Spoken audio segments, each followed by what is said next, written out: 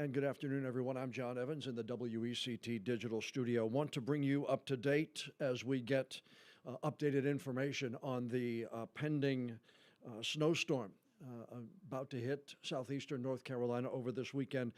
Frigidly cold temperatures, wind chills in the single digits, and snow. Our team's saying we're going to get snow. It's just a question right now of how much. And we're going to be joined by Gabe Ross from the First Alert Weather Team in a moment. I do want to pop up the picture from the North Carolina Department of Transportation yard in New Hanover County. We're going to be taking a news conference from Battle Whitney, the Division III maintenance engineer. We are expecting him to begin talking here momentarily. I'll put up or punch up the picture so you can see along with what I'm looking at. This is the DOT yard in the Castle Hayne area of New Hanover County. For those of you who haven't been there before, it's off to the right-hand side up there in the Castle Hayne area off of I-40.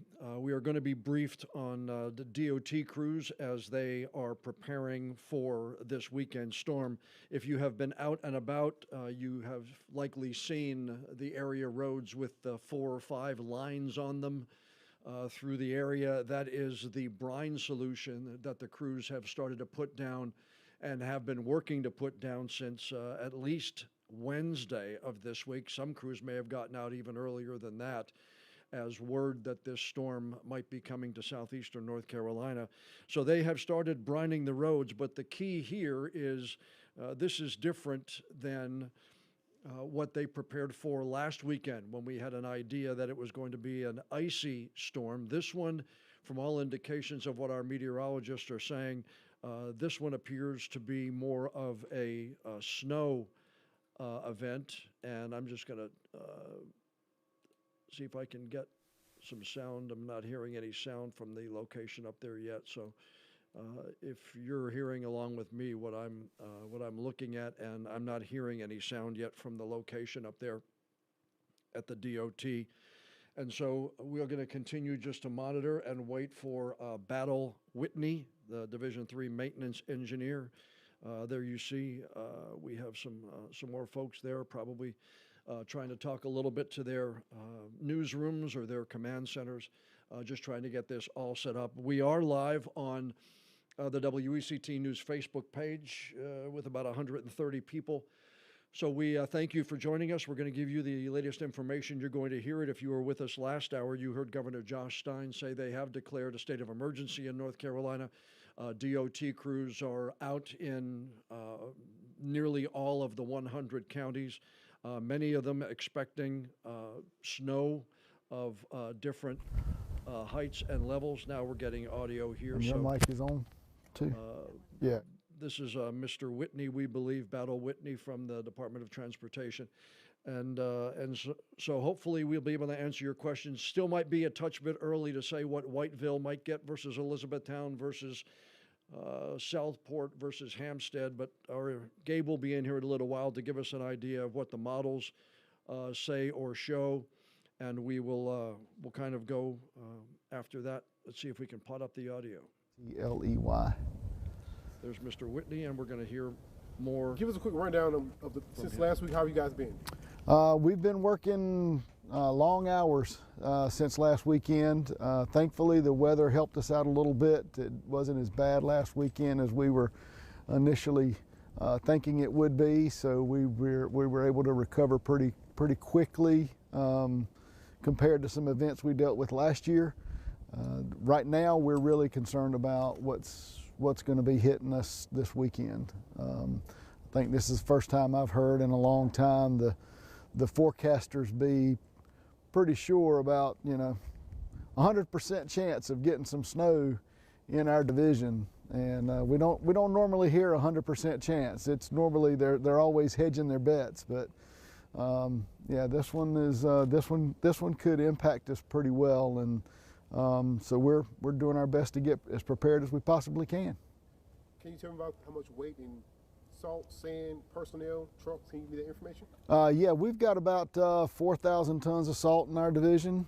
We're at about 75% of our capacity, so we feel like we're in pretty good shape with salt. The department itself statewide has been able to get 24,000 tons of salt spread out through the state. So we feel like we're in pretty good shape, at least for this event.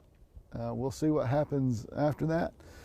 We have here in our division, like I said, we got 4,000 tons on hand. We're actually getting in some sand so that we can maybe use that if we need to, if it comes to that. We've got 50 trucks that we will have operating full time. We've got, right now we have 35 trucks applying brine on the system within our division. So we are trying to get as much brine out as we possibly can. We have, we'll have about 22 motor graders that will be helping us with with our snow removal operations as well during the event, and we're working to get more of those assets available to us. Anything special about Division 3 that's different than Wake County or we'll say Fayetteville, Cumberland County? What specific things you guys do here that are different? Well, I'd say we don't really do a whole lot different here. The difference is the number of events we typically get each year. So obviously, if I was in a division in the mountains in western North Carolina where it snows a whole lot more, I've got a whole lot more salt on hand, right? So, but again, we've got it spread out throughout the state, and if we need to get some more, we can get it from some of our divisions from elsewhere. As far as where we are, our issues, the things I'm concerned about with this storm are we're definitely getting some snow. The question is going to be how much. The other thing that is concerning is winds. They're calling for some pretty high winds during this event. Potentially, at least the forecasts I've seen, we're saying that we could be seeing sustained winds of 30 miles an hour during this. So that's going to create some. We're getting those winds when the snow's falling. It's going to be pretty hard to see. So there are going to be some issues with that.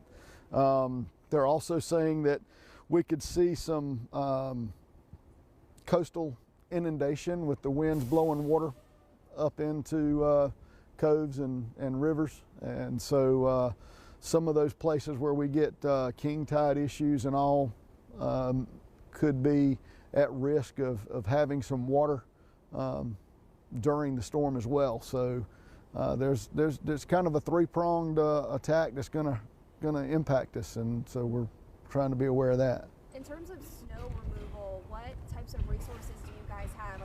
How many trucks do you have that have plows to them? Right. Or if you're bringing other from different areas, can you give us a little information about that? So right now we have here in our division 50 trucks available with plows and spreaders. Again, like I said, we have that. We have 10 motor graders that are ours as well that we will be using, and we have we typically use about 11 contract motor graders to help us out. We are reaching out to contractors now to try and increase that number, and as far as getting resources from other divisions throughout the state, the concern that I have with this storm is the entire state is going to be impacted, and there's, if there's somebody who's got some lesser impacts and they get done quicker, then yes, they'll shift. But at least to start out with, everybody's going to be trying to take care of their area. Yeah, and will you have crews out over the weekend, during the snow? Will they be doing some work, and what does that look like? Yes, once we're going to be prepared, and we'll have people working around the clock.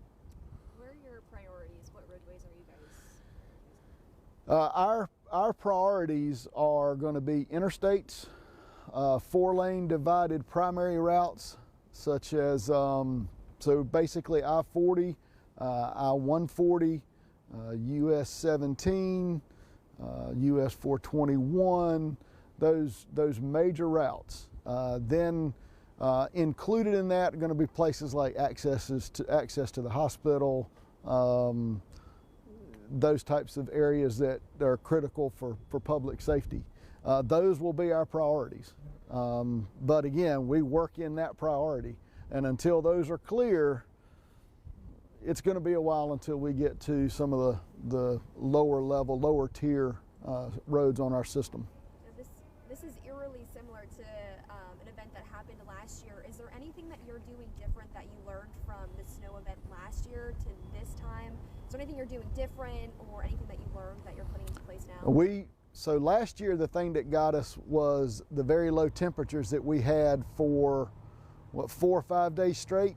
After we had 4 inches of snow last year, we had 4 straight days, I think it was, below 32 degrees.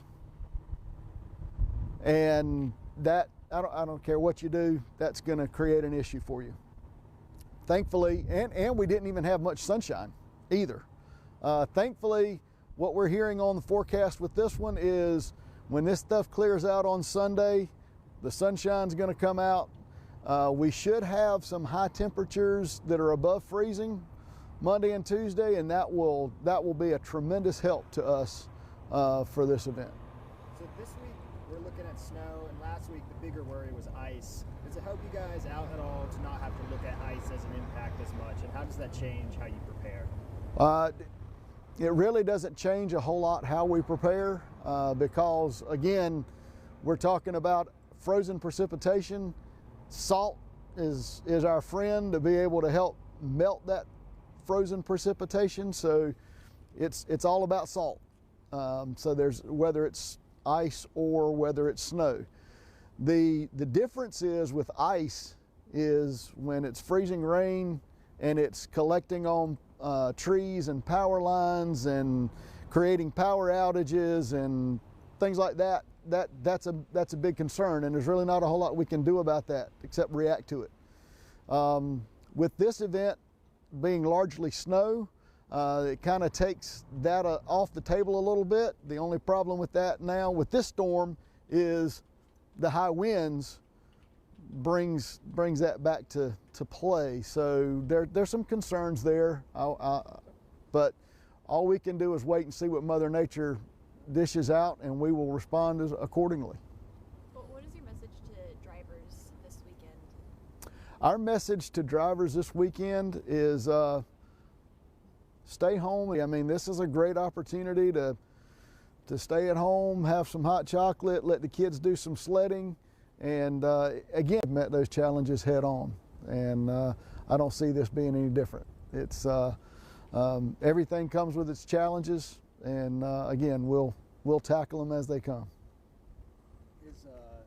At what point do you change from brining to, say, putting the plows on the trucks? Is it as simple as once the snow starts falling, you just switch to that mode? Well, we will switch to that mode before things start falling. Our preference is to get brine out, to finish up our brine about 24 hours before precipitation starts. That gives us time the next day to get switched over. Unfortunately, we're going to be running right up to tomorrow afternoon getting done with brine, and then we're going to work to go ahead and switch over and be ready for things on Saturday. When did you guys start sleeping out in brine trucks? We started brining yesterday, so we've been hard at it. At what point do you take crews off of the roads, maybe during like this weekend? What's kind of that last push that's like, okay, maybe it's not safe? At what point does that happen? Again, we're going to do everything we can to work around the clock once things start. So if we'll get behind, so we're going to be working and we'll get behind. So we're going to be working and hopefully conditions won't get bad enough that it forces us to do that.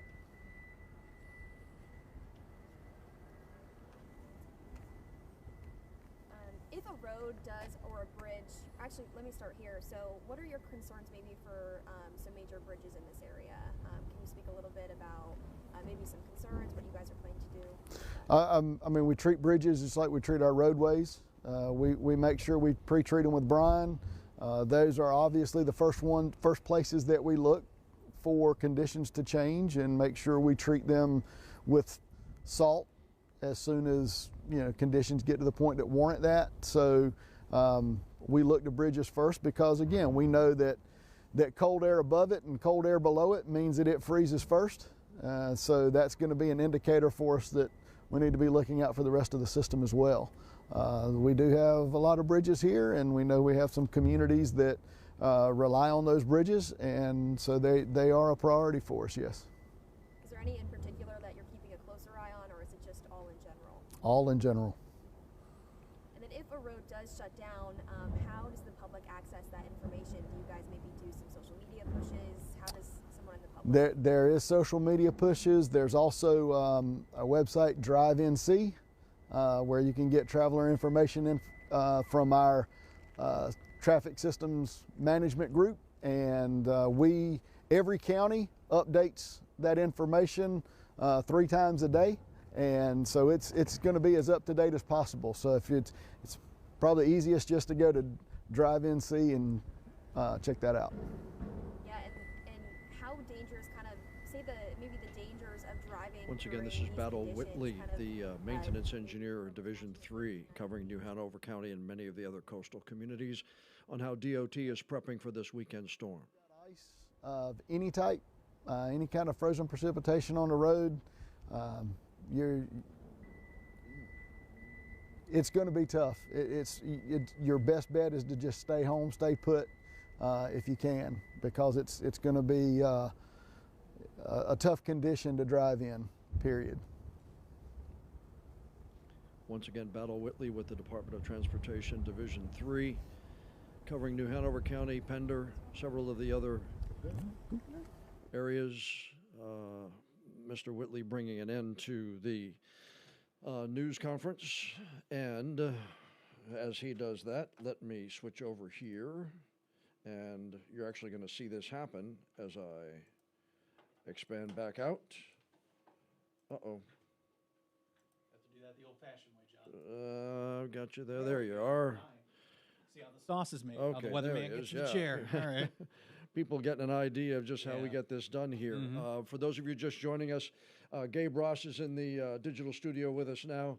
We heard not a lot of surprises here. No. We got some specifics. 50 trucks in the division will be outfitted with plows and stuff for the snow removal. The entire state's being impacted here, so they can't necessarily bring crews in from other areas that are going to be dealing with this, because as we talked about, this is a storm that's impacting the entire state of North Carolina at this point. I think there may be 1 or 2 counties that do not have winter storm watches in play. All of South Carolina is, but North Carolina, there's like 1 or 2 counties like up toward the Tennessee border that are not under winter storm watches. So this affects everyone. I mean, they're going to pull in as many resources as they can, but as he said, they have to come from other places, and it's not like they can go to South Carolina or bordering states or anything like that. They've got contractors, it sounds like they're working with. Biggest thing that sticks out to me, and I just want to clarify this only because, it does make an impact in the removal. I think temps are going to struggle to get, I don't think they do in some cases get above freezing on Sunday. So that's going to be an extra impact, even with overnight lows Sunday night down in the teens. That brine is only going to be so effective. And so that's part of why, 1, we've extended our first alert weather days into early next week. Right. But 2, that's just going to add to the travel difficulty that he said. And you know what? I kind of like his notion too, of just personally of like, hey, stay home, enjoy the snow. This is not as concerning as like an ice storm or freezing rain would necessarily be. So, you've got plenty of time now to rework those plans, stay put, do all of that. But it's par for the course as far as what we're hearing from DOT. And we haven't heard yet from, we know most of the school systems are, at this point in time, going to monitor the situation. You've been here a while, I've been here a while. We've dealt with these kinds of things. I would be surprised if all of our area school systems don't, cancel classes on Monday, or at least go remote learning on Monday. Because the driving around here Monday is going to be a nightmare, because the snow isn't going anywhere. People are going to be in and around, and I would think many instances, if people can work at home Monday, businesses might do that. And to your point, I just don't think that we're going to get any help. We may get sunlight, Sure. but that's only going to do so much when temperatures are still in the mid-30s. Yeah, the UV helps, believe it or not, a little bit to break apart and kind of fracture some of that ice that may wind up forming, if you will. But you're right. In fact, I had a group in visiting today from Southport Christian Academy, so shout out to them if they're watching. But I told them the same thing. Not just for the snow and ice concerns, mind you, but we're going to have bitter cold temps, even wind chill values down in the single digits. If I were a parent, and granted I'm not, there are some that could take their kids to school, but there are others that don't have that luxury. Right. So just in terms of keeping kids out of the cold, that's a whole nother element. So obviously we don't want to speak for the districts, Right. but if I'm a You school got- administrator, that's one of the things I'm weighing, not just what falls, but the bitter cold that's going to follow after. And given how volatile and variable those snowfall totals could be, Yeah. these impacts could last maybe a day or two. They could go on for several days after that. That's part of what we'll talk about here in the forecast. But And before we go, I'm going to let you get to your graphics here, and I want to preface this. We're already asking, people are already saying, how much is Wilmington going to get? Whiteville, Elizabethtown. At this point, it's difficult to pinpoint. When Gabe puts up his maps here, we're going to have general areas Yeah. at this era. You know where your town or community is on those areas. That's a rough guesstimate Thursday for what might happen on Saturday. So we're still 48 hours away. More models are coming in. But take it with a grain of salt that that's a generic answer to your question, with not being able to specify Wilmington's going to get 6.5, Burgaugh's going to get 7, Clinton and Sampson County's going to get 8. At this point in time, it's just a little bit too early to tell. Am I right? yeah, what do we say when it's tropical storm season? We look for impacts, Right. not specifics, Right. right? Like, or in terms of like, okay, is it 18 inches or 22 inches of rain that falls on a tropical? Either one of those are going to be impactful. Yeah. When we're talking snow in southeastern North Carolina, folks, especially those that are new here from maybe the Northeast, you have to understand the infrastructure here is very fragile, and just a couple inches of snow is enough to shut down the town and several other area communities. So I think we're looking baseline, a lot of spots, a couple inches, and yes, there's going to be ebb and flow in that. And you'll see some of the models that show kind of some low end amounts, some higher end amounts. The other end of this too, rain is rain, if you will, in the summer. When it comes to a winter storm, our coastal proximity, the dry air inland, wet snow versus standard snow versus drier snow, that's a big inflation of those inch amounts. So I could say just baseline for everybody, look for inches of snow to be falling. As to whether or not this is historical, breaks record, that really is going to remain to be seen throughout the weekend. Okay, let's go to some of your graphics here. Let's pull up Max 1, if Max you don't 1, all mind. right, Yep, got it. my Okay, colleague there you meteorologist are. Eric Davis is prepping ahead for WECT News first at 4. And so if you join me for midday, you're going to see a lot of the similar graphics, couple other explainers in here. The timeline for all of this really has not changed. I think you're more likely to have snow impacts as we get to Saturday night compared to Saturday during the day, but that's not to say we don't have some isolated flurries or snow showers that build there. Latest modeling, latest thinking is we may have now enough of that cold air intrusion. In fact, we've revised temps down just a little bit to where there may not be as much of a concern with sleet or stuff along the coast. But anytime you're up against coastal waters, especially here where we don't get moisture that much, that lends itself to a different type of precipitation other than just snow. So that's why this is labeled on your screen as precipitation. There could be some balancing acts to deal with. This does eventually convert to all snow, particularly Saturday night. We lose heating of the day. Temps are dropping like a stone into the teens. That doesn't even include the wind chill values. And those wind chill values, folks, are going to be down in the lower single digits and likely in some cases, in fact, many cases could be below 0. Not records as far as wind chill is concerned here in the port city, but still cold enough that people, pets, plants, and obviously most of our outdoor plants are, kind of tucked away, at least the seasonal ones, but especially people, pets, and pipes. If you have not done any winterization yet, on anything that's outside, you really need to consider that here the next couple days. Obviously, I'm not your mother. I'm not going to tell you exactly what to do, but this is just, based on what I'm seeing, what I would be considering too. Now, on top of that, factor in travel. So travel's only going to get perpetually worse as we head through Saturday afternoon and Saturday evening. Again, shout out to our DOT crews and the folks that are going to be working to keep roadways clear, surfaces clear. We appreciate it. Any little bit we can get is going to help, mind you, but those conditions we expect to be pretty rough even through Monday. I know we've got possible on there. If we fail to get above freezing, that's going to be more likely.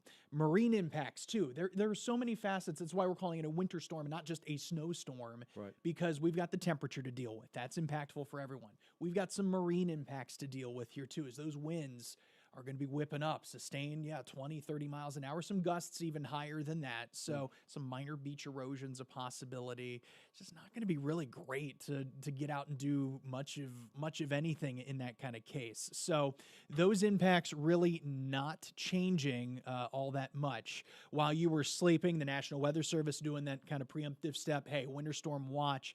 And they've made some adjustments here. So this is updated here since we went on for WECT News at midday. Okay. Now there's a section of Asheville, and they may have upgraded that to a winter storm warning already. I'd have to double check. That is for the part here that's not in for the watch. For the part up in the mountains. So that may very well have changed. I need to check on that. I don't have my system directly in front of me here, mind you. But still, for all intents and purposes here in the Cape Fear region, winter storm watch, this is likely to get updated to a winter storm warning. Then we have not just a cold weather advisory, an extreme cold watch. And that is issued for that extraordinary step of apparent temps or wind chill values below 5, or any time that the cold air could be really impactful. So I would expect this to get upgraded to, at some point, an extreme cold warning. Same thing with the winter storm watch. I expect that in the next day or two to get updated to a warning. Do the watches and warnings for something like this, cold winter storm, do they work similar to tropical storm and hurricane? Correct. 24 hours, it goes to a warning if it's expected within 24 hours? Like 24, 36 hours, just depending on the particular product. But yeah, as we get closer to the event, there's that real high confidence. And I know it's like looking right in front of you, right? Yeah. But you put this out preemptively, hey, there are still some details to iron out, but we're pretty confident that this is going to meet that criteria. So that's why that has gone out already. And I mentioned those nights. So here are those nights: Saturday night, Sunday night, and Monday night. All those overnight lows down in the teens. In fact, our forecast low for Saturday night would, in fact, beat out the long-standing low temperature record from 1966. And that's probably the coldest of the wind chill values, too, as that low pressure system is closest to us then. So 2 below here in the port city, yeah, very well possible. Wow. Within shot the next couple of days, Sunday night and Monday night, for records. But those wind chill values still in the single digits, and that's why I would worry about, kids going out in this, regardless of what falls out of the sky. It's just bitter cold. Animals that are outside, all of that's a big concern. This is, a hard freeze, like a pretty significant freeze that we're talking about when we have this kind of cold. And if this verifies, by the way, this would be the coldest temps that we've seen, the coldest blast of the season. So I have high-res modeling, and I will say that the high-res modeling now takes us through the entirety of the system. You saw some of this early yesterday and through yesterday evening. We'll take it as guidance rather than gospel. A few trends that I still continue to notice with this. First off, much of Friday night, and even early Saturday, like just after sunrise, should be pretty quiet. So if there is something like first thing in the morning, you want to go work out, or you want to go get a workout in. Yeah. I personally would love to do that. We'll see how that happens. Right. But you'd more likely be fine here compared to Saturday night. I'm going to take in 6-hour increments now. Here's 7 o'clock.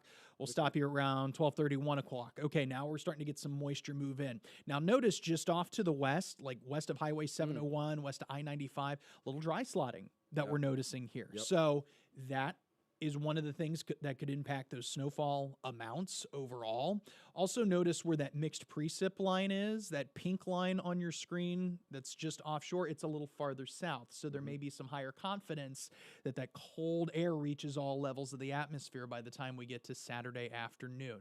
Stepping forward another 6 hours, here's 6, 7 o'clock. Still some spots that could be dealing with flurries or perhaps not a whole lot of accumulation here. Okay. Columbus County, Western Columbus, Western Brunswick, Columbus County. Right, yeah. right. And again, taking this as guidance. So there may Right. be some inland spots there Mhm. that don't see as much. And this, yes, could very much have a bearing on those snowfall totals. Now, some of that moisture starts to fill in. Okay, we head through Sunday, this Sunday morning, 1 o'clock in the morning. We're now into February. Hard to believe this system will span 2 months. But late January, early February, this starts to wind down. We'll say the morning hours on Sunday. Now, giving a little bit of what we internally call slop with the models, if you will. So if we still have some residual flurries that hold on, this would kind of accommodate that.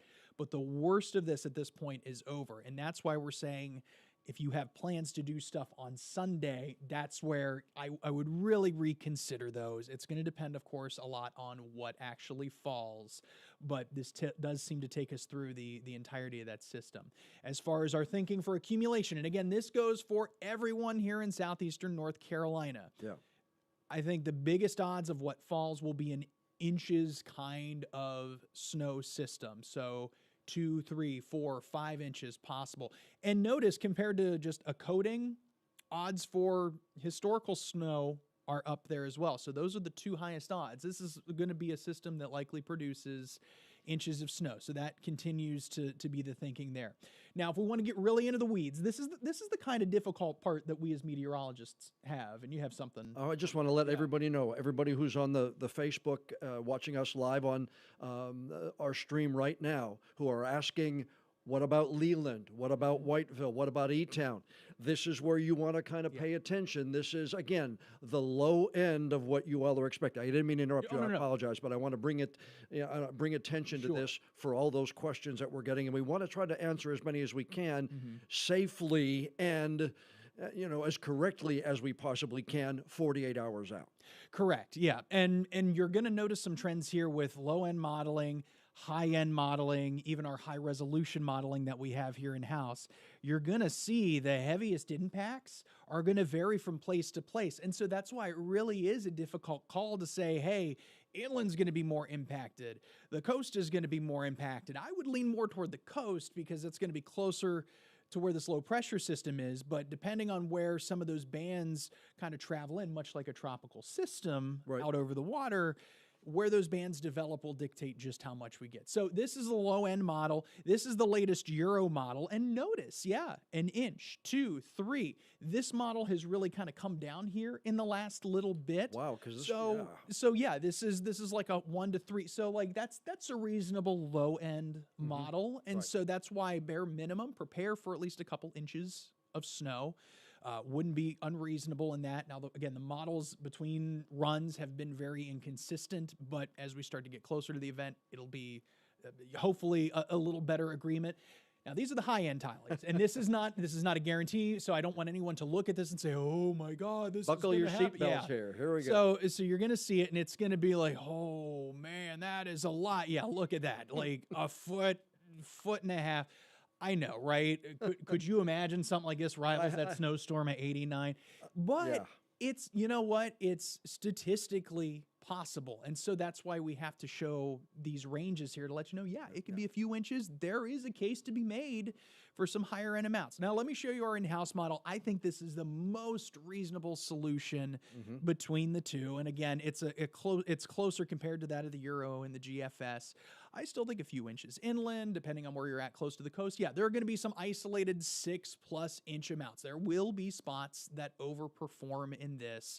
So again, don't take this as the gospel, absolutely what it's going to have. We're not in that business here to give you the exact snow for, Nekina and for Sunset Beach and for all of these other places. Right. We're telling you prepare for inches of snow out of this, but in some cases, those heavier amounts really could dictate a lot of what happens. And wet snow versus dry snow will easily inflate that total. I've actually just put this together here before we went on the air to kind of explain that ratio.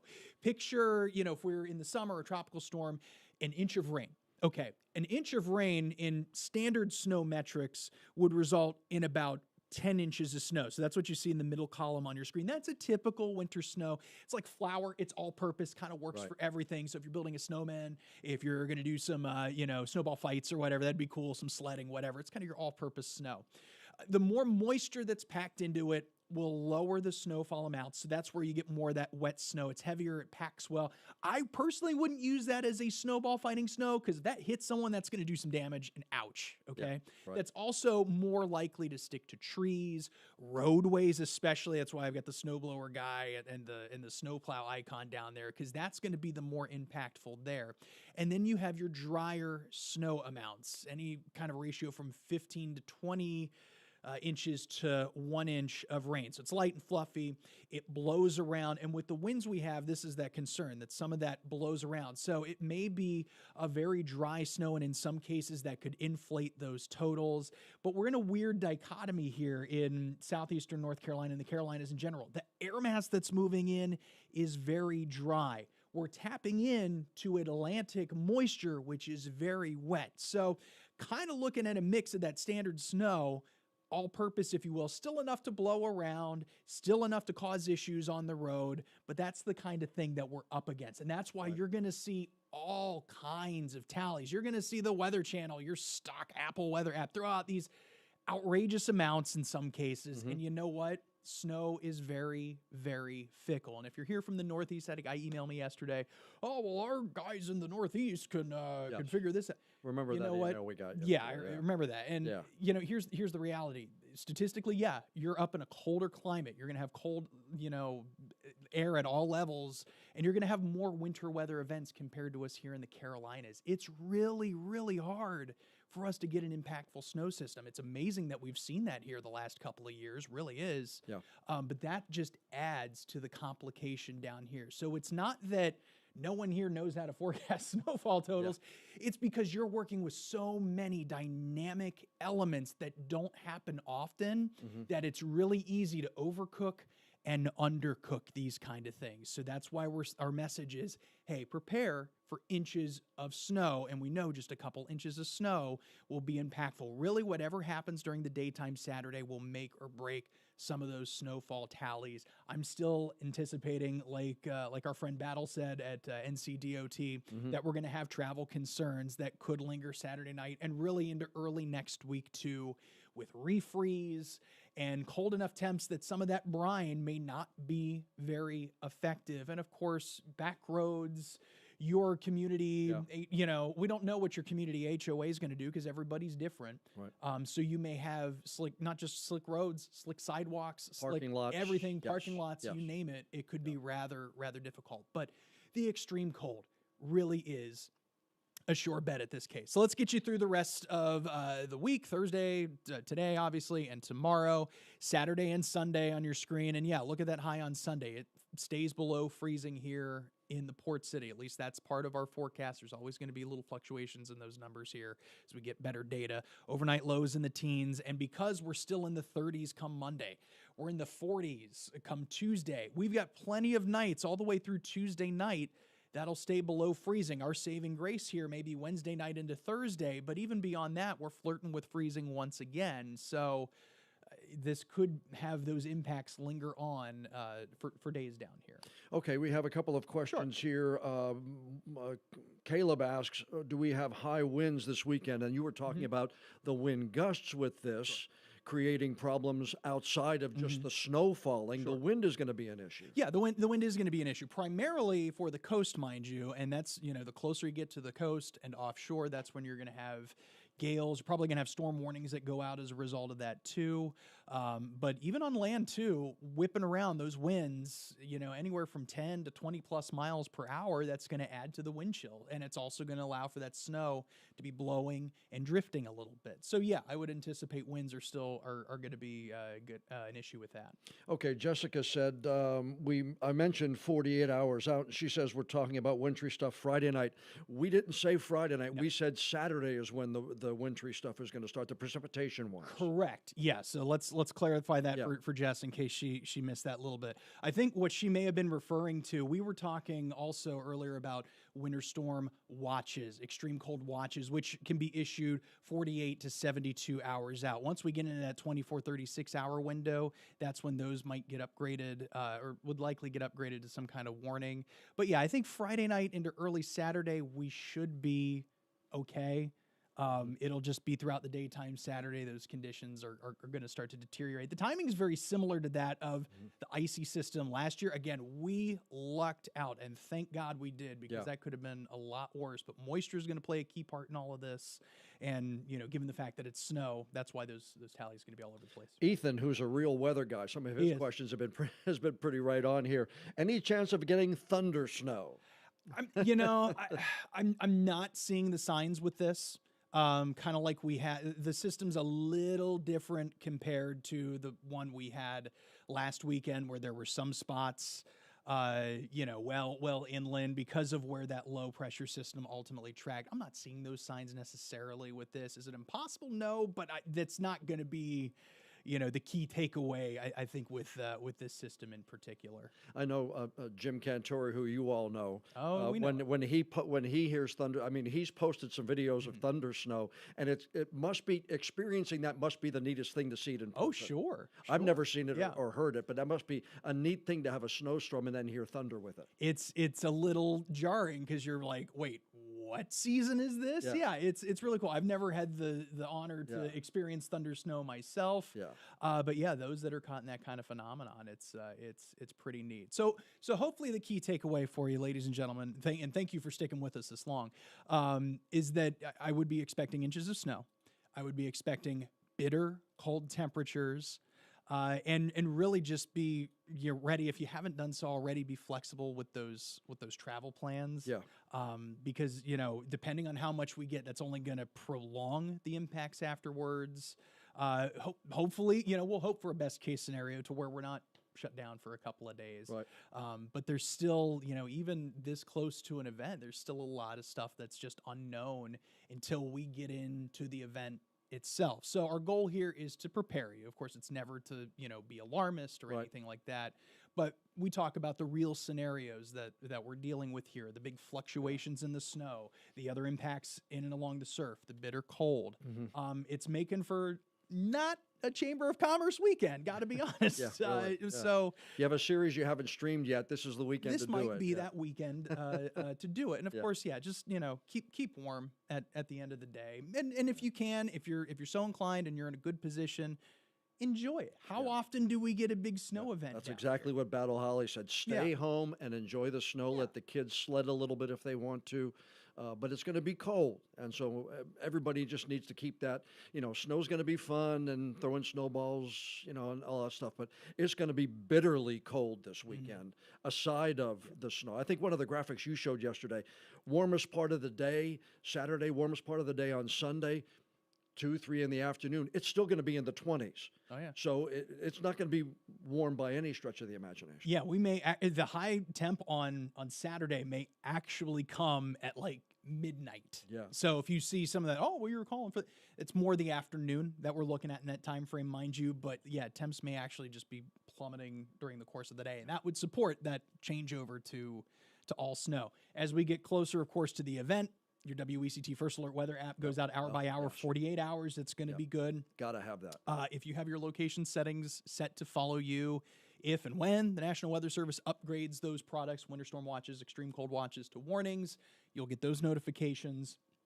All very important. And we actually, all of it. We actually just had an update that went out recently. So make sure you've got the latest version of that goes out. There's it's a little simpler to navigate the radar function now. You can look at past and future. I know there have been some issues in the past. Yeah, it is. With all that. But it's a little more user friendly now. Yes, it is. All right, we're going to get out of here. We're going to let Gabe get back into the Weather Center, take a look at more models.